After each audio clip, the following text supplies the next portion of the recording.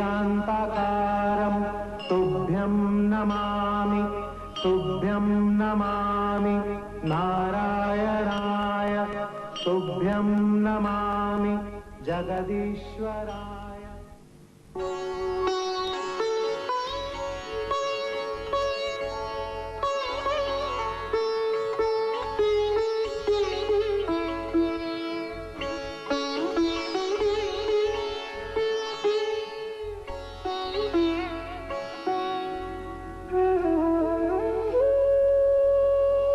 अपने स्वामी के श्री चरणों में उनके वाहन गरुड़ का प्रणाम स्वीकार हो। आइए पक्षीराज, आपका स्वागत है। आप ठीक समय पर आए हैं। हम आप ही की चिंता कर रहे थे।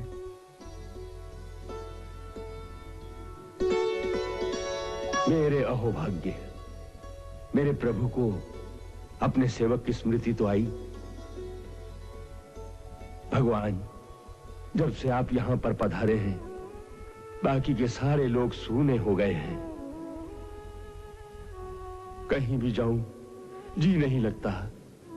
आप तो जैसे गोलोक वासियों को भूल ही गए। नहीं, भूला नहीं गरुड़ जी। तुम लोग तो मेरे चित्त में समाये हुए हो। मैं तो तुम लोगों को निरंतर अपने पास ही पाता हूं।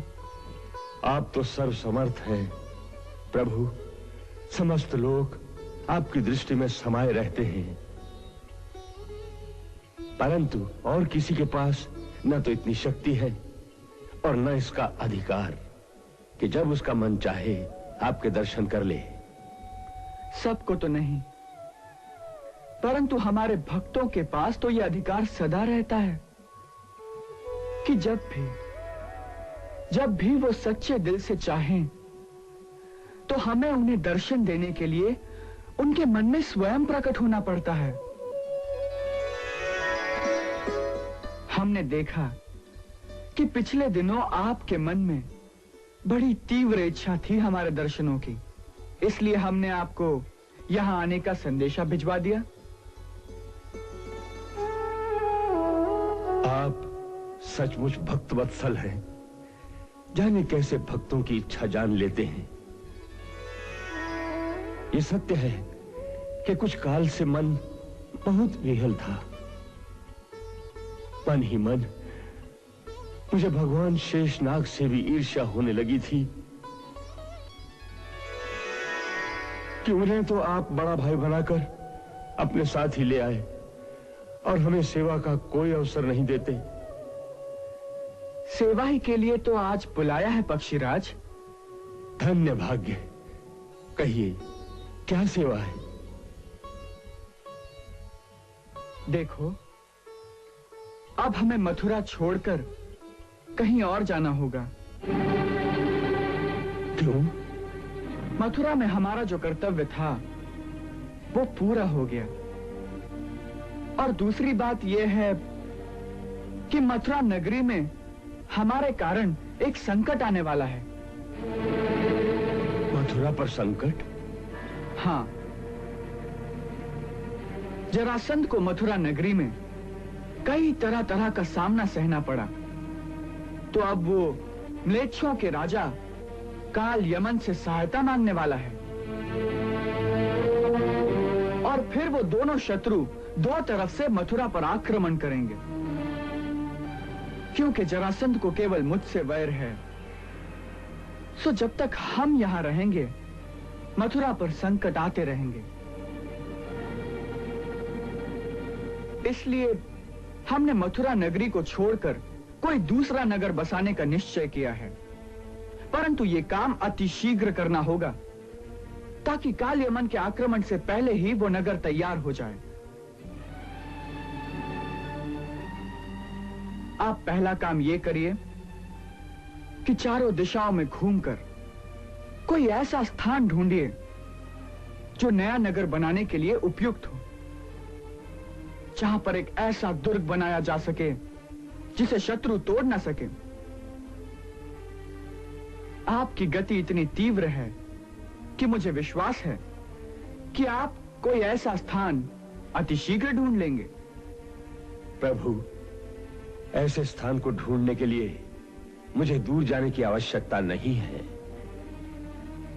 ऐसा स्थान तो मैं पहले से ही देख चुका हूं। कहाँ है वो? पश्चिम में समुद्र तट पर। वहां एक स्थान है कुशस्थली। बहुत काल पहले वहां परम प्रतापी महाराज देवत की राजधानी थी, जिसका नाम कुशस्थली था। उस नगर को कुंडलीपुर के राजकुमार महाबली रुक्मी ने आक्रमण करके उजाड़ दिया था। अब वहां घोर वन है। वो स्थान समुद्र के मध्य में एक छोटा सा टापू है, इसलिए किसी भी शत्रु का वहां पहुंचना अति दुष्कर है।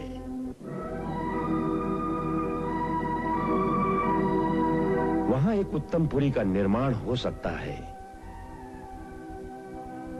तट के निकट है, फिर भी अजेय है, क्योंकि बीच में समुद्र की छोटी सी खाड़ी है।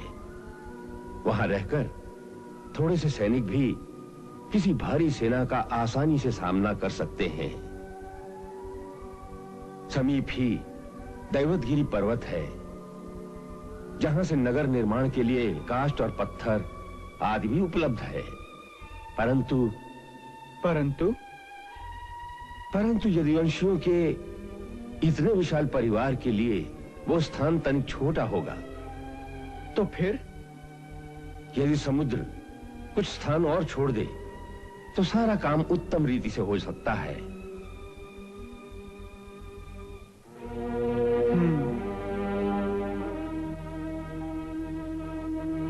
अच्छी बात है।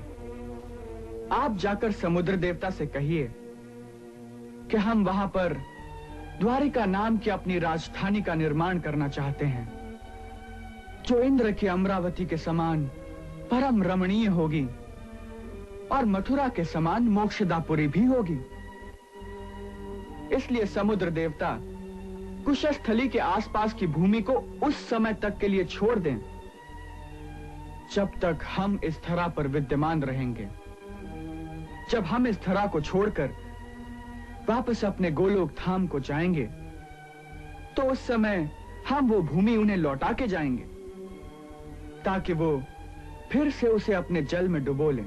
जो प्रभु की आज्ञा।